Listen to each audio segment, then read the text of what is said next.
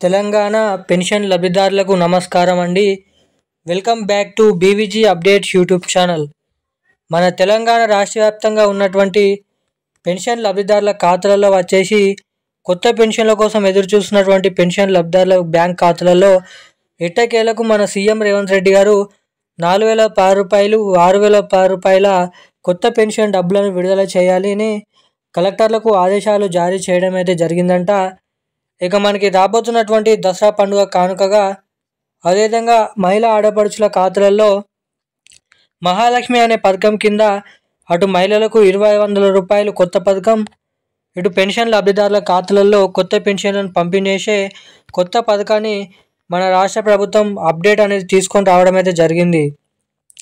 ఇక ఈ కొత్త పెన్షన్లు మహాలక్ష్మి పథకం కింద మహిళలకు 2,500 రూపాయలు ఎప్పటి నుంచి పంపిణీ అయిపోతున్నారో ఈ వీడియోలో అయితే తెలుసుకుందాము. దానికోసం వీడియోని చూస్తున్న ప్రతి ఒక్కరు కూడా వీడియోని ఎక్కడ స్కిప్ చేయకుండా లాస్ట్ వరకు వీడియోని అయితే చూడండి. అంతేకాకుండా మన ఛానల్ని మొదటిసారిగా ఎవరైనా చూస్తుంటే తప్పకుండా ఛానల్ని సబ్స్క్రైబ్ చేసుకోండి. వీలైనంత మందికి వీడియోని అయితే షేర్ చేయండి. చాలామంది ఇప్పటి వరకు వీడియో చూస్తూ కూడా వీడియోని లైక్ చేయని వారు, ఛానల్ని సబ్స్క్రైబ్ అయిన వాళ్ళు ఎవరైనా ఉంటే తప్పకుండా వీడియోని అయితే లైక్ చేయండి, ఛానల్ని సబ్స్క్రైబ్ చేసుకొని వీలైనంత మందికి ఈ వీడియోని అయితే షేర్ చేయండి. తప్పకుండా వీడియోని లైక్ చేయండి, ఛానల్ని సబ్స్క్రైబ్ చేసుకోమని అయితే మిమ్మల్ని అయితే కోరుతున్నాను.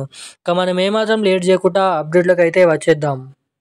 ఇక మన తెలంగాణ రాష్ట్ర వ్యాప్తంగా ఉన్నటువంటి పెన్షన్ లబ్ధిదారుల బ్యాంక్ ఖాతాలలో వచ్చేసి ఇక ఎట్టకేలకు ఎప్పటికప్పుడు ఏ నెలకు ఆ నెల పెన్షన్ డబ్బులను పంపిణీ చేయాలని మన రాష్ట్ర ప్రభుత్వం కొత్త అప్డేట్ అనేది తీసుకొని రావడం అయితే జరుగుతుందంట.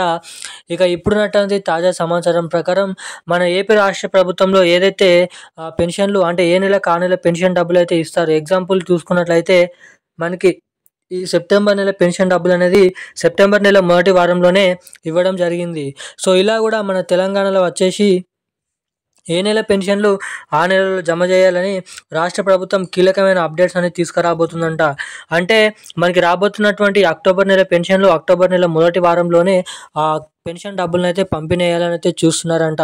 ఇక దీంతో పాటుగా మహాలక్ష్మి అనే పథకం కింద ప్రతి మహిళల బ్యాంక్ ఖాతాలలో 2,500 రూపాయల నిధులను పంపిణీ చేసేందుకు మన రాష్ట్ర ప్రభుత్వం అయితే సిద్ధమైందంట.